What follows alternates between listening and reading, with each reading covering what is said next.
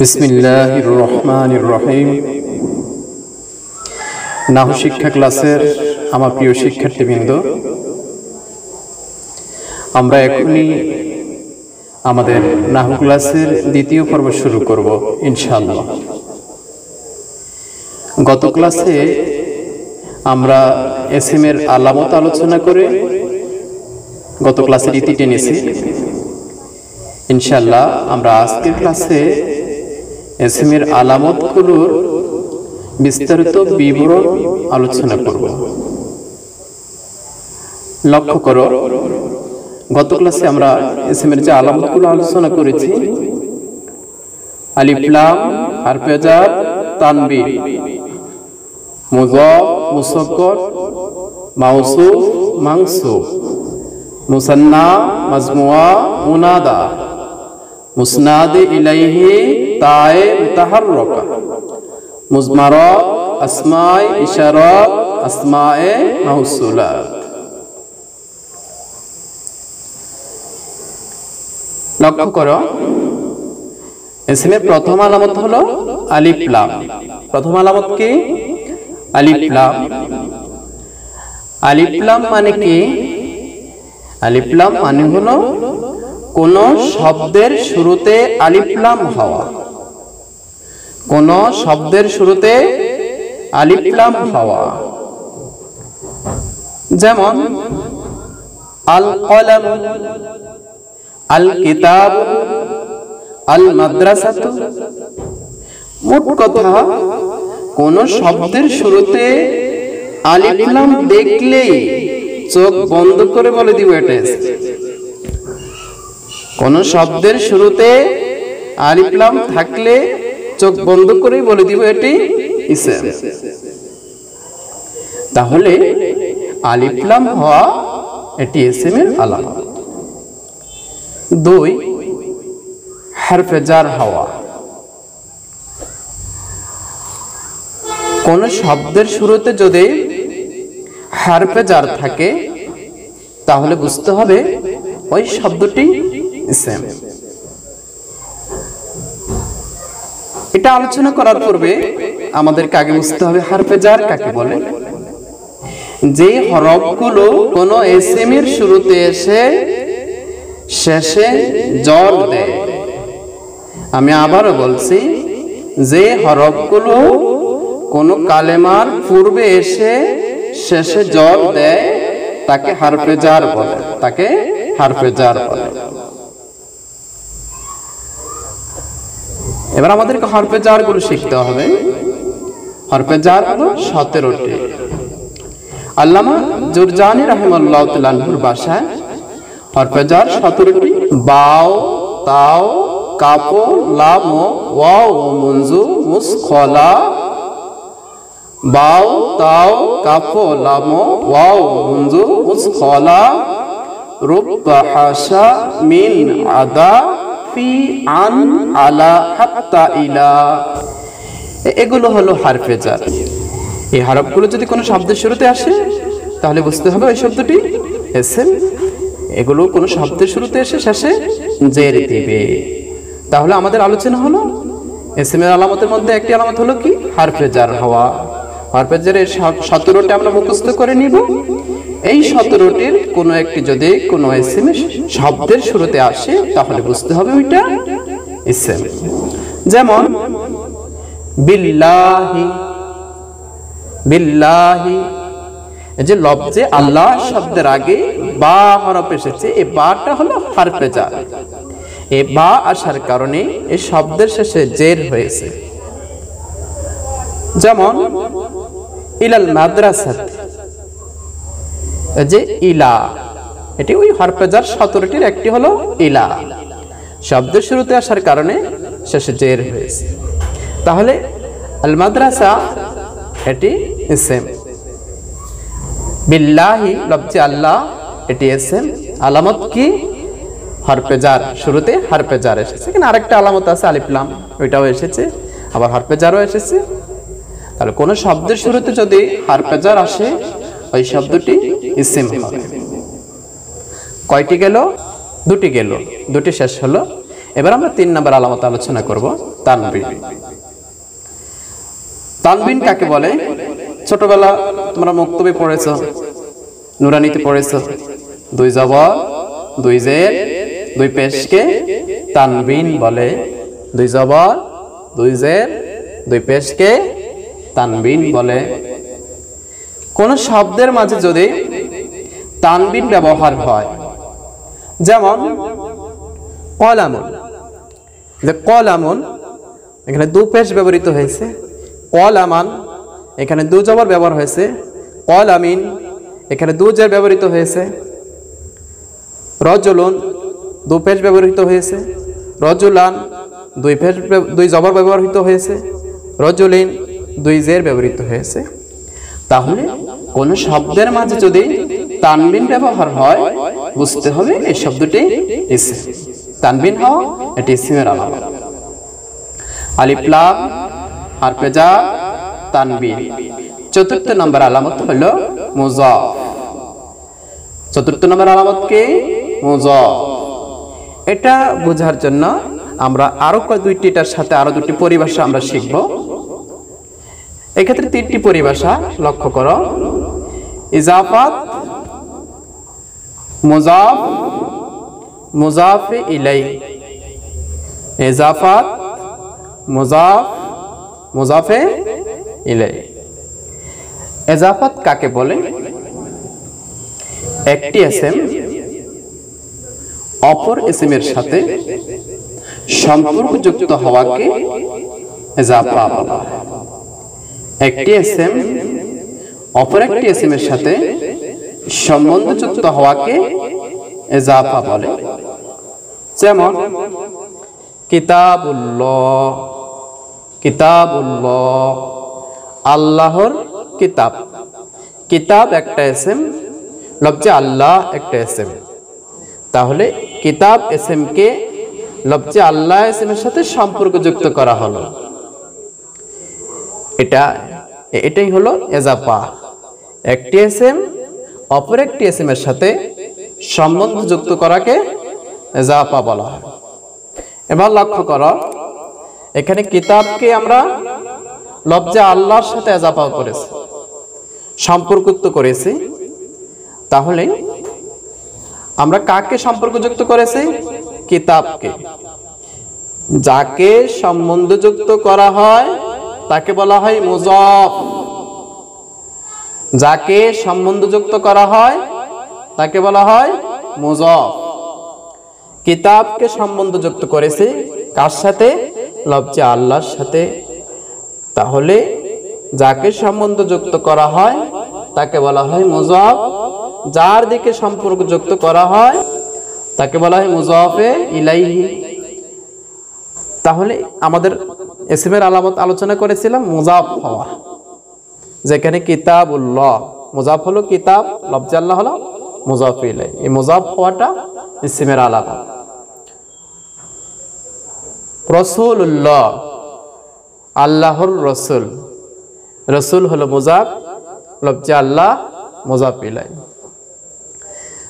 আমাদেরকে এখানে আরেকটা বিষয় আমরা বুঝে নিই, বাংলায় অর্থের ক্ষেত্রে কিভাবে বুঝবো আমরা এটি মুযাফ মুযাফ ইলাইহি? বাংলা অর্থের ক্ষেত্রে এই দুটি ইসমের সম্বন্ধযুক্ত করার ক্ষেত্রে, বাংলা অর্থের ক্ষেত্রে দুটি ইসমের মাঝখানে র উচ্চারণটা আসে। যেমন আল্লাহর কিতাব, এই যে র, আল্লাহর কিতাব, মাঝখানে র দিয়ে সম্পর্কযুক্ত করা হলো বাংলা অর্থের ক্ষেত্রে। কলান সুয়াতু জাহিদিন, জায়েদের টুপি, এই যে র দিয়ে সম্বন্ধযুক্ত করা হলো। বাংলা অর্থের ক্ষেত্রে দুটি ইসমকে এমন ভাবে সম্পর্কযুক্ত করব, বাংলা অর্থের ক্ষেত্রে র ব্যবহৃত হবে। যা হোক, আশা করি আমরা বুঝতে পেরেছি। তাহলে মুযাফ হওয়া এটি কিসের আলামত? ইসমের আলামত। মুসাগগর, মুসাগগর লক্ষ্য করো, মুসাগগর যে ইসম ফুআইলুন, ফুআইলিলুন, ফুআইলিলুন এর ওজনে ব্যবহৃত হয়। কয়টি ওজন বলেছে? তিনটা। ফুআইলুন, ফুআইলিলুন, ফুআইলিলুন।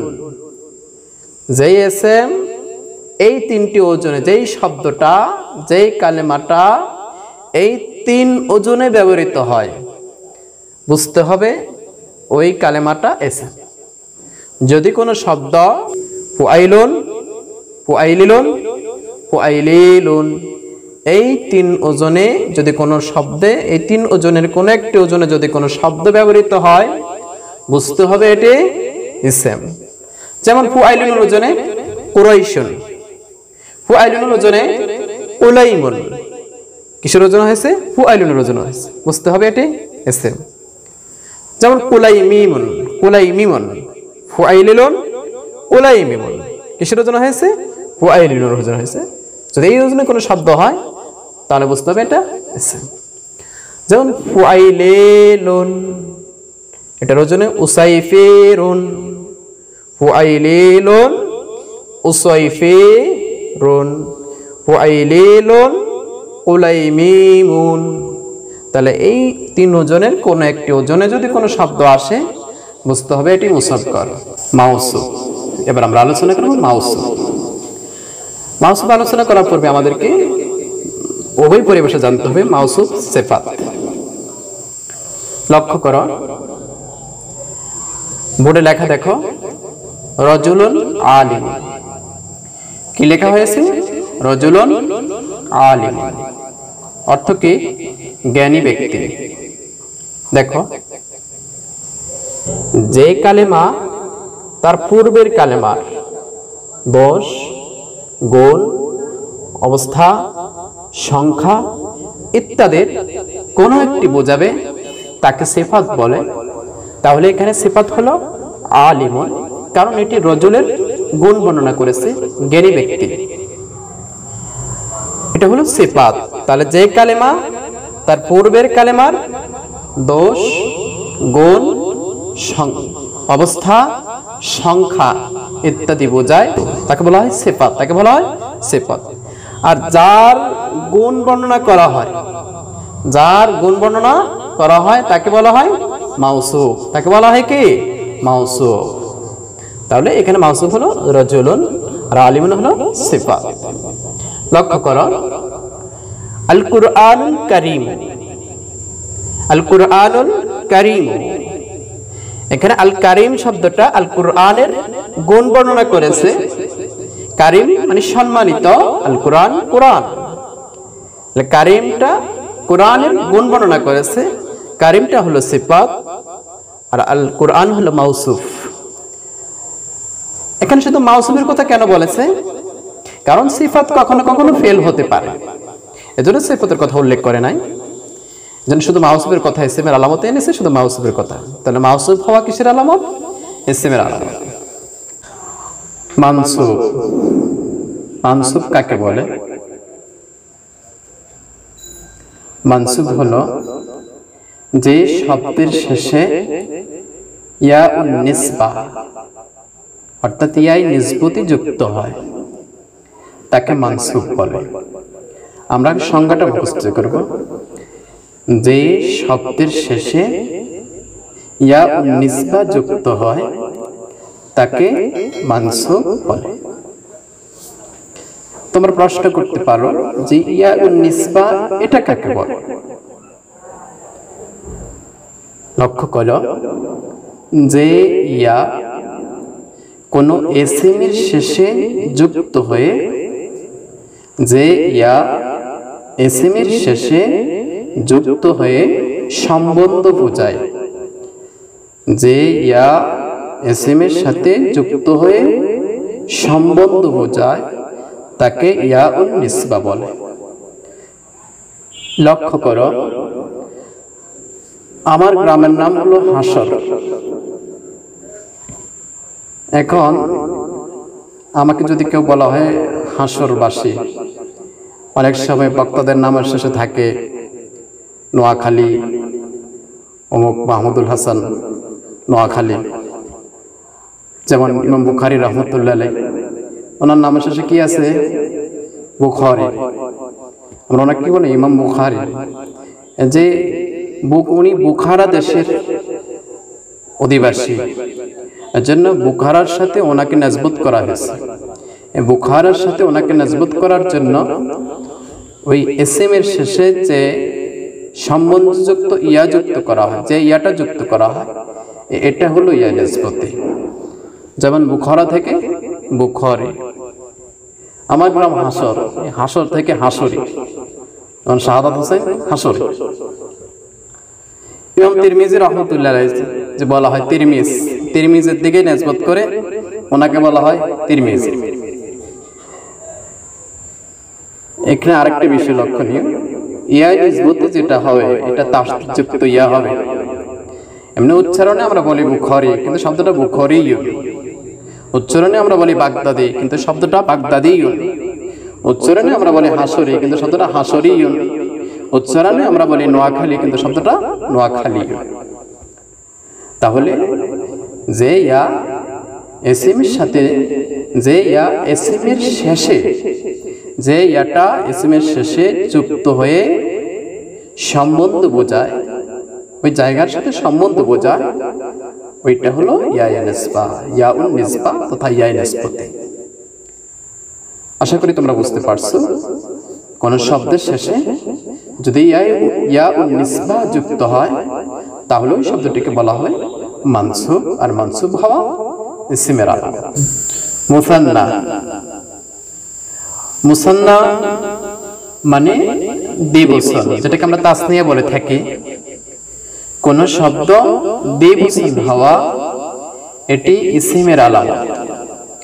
কোন শব্দ দ্বিবচন হওয়া, যেমন কলামানি, তাহলে কোন শব্দ দ্বিবচন হওয়া এটা হলো মুসান্না। মুসান্না মানে দ্বিবচন হওয়া, যেমন কলাম, দ্বিবচন হলো কলামানি। কিতাব, এটির দ্বিবচন হলো কিতাবানি। এই দ্বিবচন হওয়াটা ইসমের আলামত।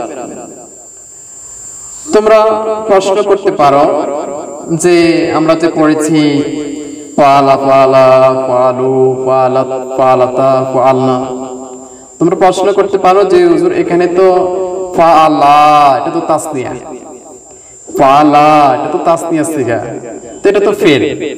তাহলে আপনি যে বলেছেন দ্বিবচন হওয়া ইসমের আলামত, আমরা দেখতেছি পালা, এই শব্দটা তো ফেল। তাহলে পালা এটা তো দেখি পেরের আলামত দেখা যাচ্ছে। লক্ষ্য করো এখানে যে পালা হয়েছে এটা মূলত কিন্তু ফেলটা দ্বিবচন হয়নি। এই পালা যে আলিফটা পালার সাথে আলিফ যে বৃদ্ধি হলো, এটা জমির হুমার দিকে ইঙ্গিত করে। এই আলিফটা যে পালা, এই আলিফটা জমির হুমার দিকে ইঙ্গিত করে।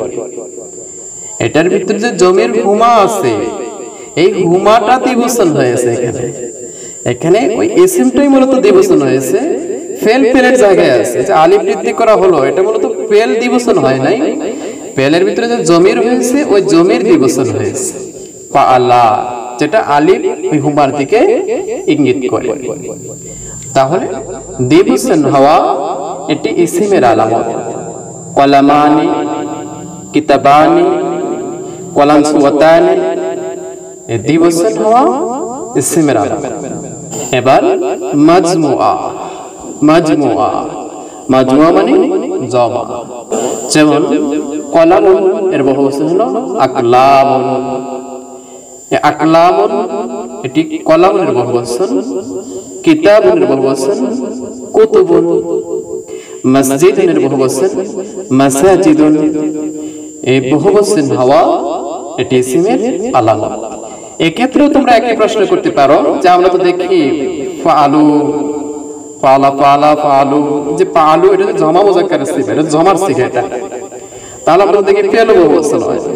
এক্ষেত্রে ওই যে একই উত্তর, এখানে মূলত ফেল হলো ফাল, ফা আইন লাম, এরপর যে ওয়াও আর আলিফ বৃদ্ধি করা হলো, এটা ইঙ্গিত করে হুম জমিরের দিকে, এটা ইঙ্গিত করে হুম জমিরের দিকে। তাহলে ফেল ফেলের জায়গায় ঠিক আছে, ফেল বহুবচন হয়নি, ইসিমটা বহুবচন হয়েছে। যেটা ওয়াও আলিফ দিয়ে বহুবচন গঠন করা হলো, যেটা ইঙ্গিত করে হোমের দিকে। তাহলে এখানে হোম জমির বহুবচন হয়েছে, হোমটা এসএমটা বহুবচন হয়েছে, ফেল বহুবচন হয়নি। তাহলে আসো বহুবচন হওয়া এটি ইসমের আলামত। এরপর হলো মুনাদা। মুনাদা কাকে বলে? হরফে নেদার পরে হরফে নেদা দ্বারা যাকে আহ্বান করা হয়, হরফে নেদার পর যে ইসমটা আসে, যে শব্দটা আসে তাকে বলা হয় মুনাদা। হরফে নেদার মাধ্যমে যাকে আহ্বান করা হয় তাকে বলা হয় মুনাদা। যেমন ইয়া তিলমিজু, ইয়া ওয়ালাদু, হে ছেলে, হে ছাত্র। ইয়া হলো হরফে নেদা। হরফে নেদার দ্বারা আমি কাকে আহ্বান করেছি? ছাত্রকে, ছেলেকে। তাহলে তিলমিজ হলো এখানে মুনাদা, ওয়ালাদ হলো এখানে মুনাদা। মুনাদা হওয়া কিসের আলামত? ইসমের আলামত। মুনাদা কাকে বলে? হরফে নেদা দ্বারা যাকে আহ্বান করা হয়, মানে হরফে নেদার পরে যে শব্দটি আসবে এটি হবে মুনাদা। আর মুনাদা হওয়া এটা ইসমের আলামত, ফেল মুনাদা হতে পারে না। মুসনাদ ইলাইহি, মুসনাদ ইলাইহি কাকে বলে? মুসনাদ ইলাইহি লক্ষ্য করো, যাইদুন আলিম, যায়েদ জ্ঞানী। এটি একটা বাক্য। বাক্যে যার সম্পর্কে কোনো কিছু বলা হয়, বাক্যে যার সম্পর্কে কোনো কিছু বলা হয় তাকে বলা হয় মুসনাদে ইলাইহি। আবারও বলছি, বাক্যে যার সম্পর্কে কোনো কিছু বলা হয় তাকে বলা হয় মুসনাদে ইলাইহি। যেমন এখানে বলা হয়েছে যাইদুন আলিম, যায়েদ জ্ঞানী। এই যে জ্ঞানী লাগানো হলো, এই জ্ঞানীটা কার সাথে সম্পর্কিত করা হলো? কার সম্পর্কে বলা হলো? যায়েদ সম্পর্কে বলা হলো। যায়েদটা হলো এখানে মুসনাদে ইলাইহি, আর যা বলা হয় সেটি হলো মুসনাদ। আবার লক্ষ্য করো, বাক্যে যার সম্পর্কে কোনো কিছু বলা হয় তাকে বলা হয় মুসনাদে ইলাইহি। যেমন যাইদুন আলিমুন, যায়েদ জ্ঞানী। যে জ্ঞানী বলা হয়েছে, কার সম্পর্কে বলা হয়েছে? জ্ঞানী, যায়েদ সম্পর্কে বলা হয়েছে। তাহলে যায়েদ হলো মুসনাদে ইলাইহি, আর আলিমুন হলো মুসনাদ। যেটা বলা হয় সেটা হলো মুসনাদ। আরেকটি উদাহরণ লক্ষ্য করো, করাআ যাইদুন, যায়েদ পড়েছে, যায়েদ পড়েছে। এই যে একটা বাক্য। আগে আমরা জুমলা ইসমিয়া দিয়ে বুঝিয়েছি, এবার আমরা জুমলা ফি'লিয়া দিয়ে বুঝাচ্ছি। করাআ পড়লো, কে পড়লো? যায়েদ পড়লো। তাহলে পর সম্পর্কটা কার সাথে করা হয়েছে? যায়েদের সাথে করা হয়েছে। যায়েদ হলো মুসনাদ ইলাইহি, করাআ হলো মুসনাদ। এবার আমাদেরকে বুঝতে হবে মুসনাদে ইলাইহি হওয়া ইসমের আলামত। মুসনাদ কিন্তু ইসমের আলামত না, কারণ মুসনাদটা ইসম হতে পারে আবার ফেলও হতে পারে। যেমন আগের বাক্যে আলিমুন, যাইদুন আলিমুন, আলিমুন হয়েছে মুসনাদ, এখানে মুসনাদটা ইসম হয়েছে। পরের বাক্যে করাআ যাইদুন, এখানে যায়েদ হলো মুসনাদ ইলাইহি আর করাআ হলো মুসনাদ। তাহলে এখানে মুসনাদটা ফেল হয়েছে, করাআ মুসনাদটা ফেল হয়েছে। তাহলে বুঝতে হবে মুসনাদটা ইসম হতে পারে, ফেলও হতে পারে, কিন্তু মুসনাদ ইলাইহি সবসময় ইসম হবে। এজন্য মুসনাদ ইলাইহি হওয়া এটি ইসমের আলামত। তায়ে মুতাহাররিকা, পরের আলামত হলো তায়ে মুতাহাররিকা। লক্ষ্য করো, কালেমার শেষে যে হরকতযুক্ত গোলতা যুক্ত হয়, স্বাভাবিক গোলতা হরকত যুক্ত হয়। শব্দের শেষে যে গোলতা যুক্ত হয় এটাকে বলা হয় তাই মুতাহাররাকা, এটাকে বলা হয় তাই মুতাহাররাকা। যেমন কলান সুয়াতুন, শব্দের শেষে গোলতা, এই গোলতা হওয়াটা কোন শব্দের শেষে যদি গোলতা থাকে তাহলে বুঝতে হবে এটি ইসম। গোলতা হওয়া কিসের আলামত? ইসমের আলামত। কোন শব্দের শেষে যদি গোলতা দেখা যায়, চোখ বন্ধ করে আছে। আশা করি আমরা বুঝতে পেরেছি। এবার আসো মুজমারাত। মুজমারাত মানে হলো সমস্ত জমিরগুলো। এটা আমরা পরবর্তীতে আলোচনা করব, জমির আলোচনা। আজকের ক্লাসে আমরা এতটুকু জেনে নিই। মুজমারাত মানে হলো জমিরগুলো। জমির সেটা 5 প্রকার, সেটা আমরা বিস্তারিত বিবরণ সামনে দিব। যেমন ওয়া, আনা, নাহনু, ওয়া, হুমা, হুম, ইয়া, হুমা, হুন্না, এইভাবে যে জমিরগুলো আছে, জমির আলোচনা আমরা ইনশাআল্লাহ পরবর্তী ক্লাসে আমরা আলোচনা করব। তাহলে জমির হওয়া এটি ইসমের আলামত। কোন শব্দ যদি জমির দেখি, চোখ বন্ধ করে বলে ফেলবো যে এটি ইসম। জমির হওয়া কিসের আলামত? ইসমের আলামত। মুজমারা, তারপর হলো আসমায়ে ইশারাত।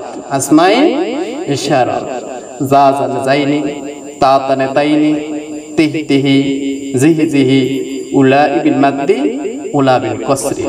যা জানে যাইনি, তা তানে তাইনি, তিহ তিহি, জিহি জিহি, উলা বিল মাদ্দি, উলা বিল কসরি। এটা আমরা পরের ক্লাসে বুঝাবো আসমায়ে ইশারাটা। আমরা সবগুলো আসমায়ে ইশারা চিনি, হাজা, হাজানি, হাজিহি, জালিকা, তিলকা, উলাইকা, হাউলাই, এগুলো আমরা বুঝি আসমায়ে ইশারা। কিন্তু আসমায়ে ইশারার মূল হলো ওই যে যা জানে যায়নি, পরে সেটা হাজত হয়েছে কিভাবে, সেটা আমরা পরবর্তী ক্লাসে আলোচনা করব। আপাতত আমরা জেনে নিব যে আসমায়ে ইশারাগুলো হলো ইসমের আলামত। আসমায়ে মাউসুলাত, আসমায়ে মাউসুলাগুলো সেগুলো ইসমের আলামত। আল্লাযী, আল্লাহ জানে, আল্লাহ যায়নি, আল্লাহ, আল্লাযী, আল্লাহ জানে, আল্লাহ যায়নি, আল্লাতে, আল্লাহ তানে, আল্লাহ তাইনি, আল্লাতে, আল্লাহ ওয়াতে, মা, মান, আইয়ুন, আইয়াতুন। আসমাল মাউসুলার কোন একটি আসলে আমরা বুঝবো যে এটি ইসম। আসমাল মাউসুলাত গুলো কিসের আলামত? ইসমের আলামত। এই হলো ইসমের 15টি আলামত। প্রিয় শিক্ষার্থীবৃন্দ, আমরা ইসমের এই 15টি আলামতের বিস্তারিত বিবরণ ভালো করে আয়ত্ত করব। আমি তোমাদেরকে বলবো যে তোমরা একটা নোটবুক অথবা যে কোনো একটা ডায়েরি, যেটা থাকবে সব সময়, নোটবুক, ডায়েরি, এই ধরনের আমরা সংগ্রহ করব, ডায়েরি সংগ্রহ করব। আমরা এই আলোচনাগুলো, আমাদের এই ক্লাসের আলোচনাগুলো আমরা লিখে নিব ইনশাআল্লাহ, যেটা করে এটা আমার সবসময় এটা আমার কাছে থাকে। আমরা ভালো করে আয়ত্ত করব, আল্লাহর কাছে দোয়া করব আল্লাহ তাআলা যেন আমাদের মেধা শক্তি, স্মৃতিশক্তি, মুখস্থ বিদ্যা বাড়িয়ে দেয়। আল্লাহ তাআলা যেন আমাদেরকে দর্শগুলো বোঝার তৌফিক দান করে, আমাকেও যেন বোঝাবার তৌফিক দান করে, তোমাদেরকেও যেন বোঝার তৌফিক দান করে। আসলে যারা ইলম পেয়েছেন, যারা জামানার খ্যাতনামা আলেম হয়েছেন, বড় হয়েছেন, যারা প্রত্যেকেই কিন্তু আল্লাহর কাছ থেকে চেয়ে নিয়েছেন। এর জন্য দ্বীনি ইলমগুলো পাওয়ার জন্য আল্লাহর কাছে বেশি বেশি সাহায্য প্রার্থনা করতে হবে। আল্লাহ আমার মেধা শক্তি বাড়িয়ে দিন। দোয়া করতে হবে রব্বি জিদনি ইলমা, রব্বি জিদনি ইলমা, রব্বি জিদনি ইলমা। এই দোয়া বেশি বেশি করে করতে হবে। হ্যাঁ, আল্লাহ তাআলা আমাদের সবাইকে দর্শগুলো বোঝার তৌফিক দান করুক। আমার জন্য দোয়া করবে, আল্লাহ তাআলা যেন আমাকে সুস্থ রাখে, তোমাদেরকে সুন্দরভাবে দর্শ দিতে পারি। আল্লাহ তাআলা যেন আমাদের সবাইকে কবুল করুক, আমাদের সবাইকে তৌফিক দান করুক। আজকে এই পর্যন্তই। আল্লাহ হাফেজ।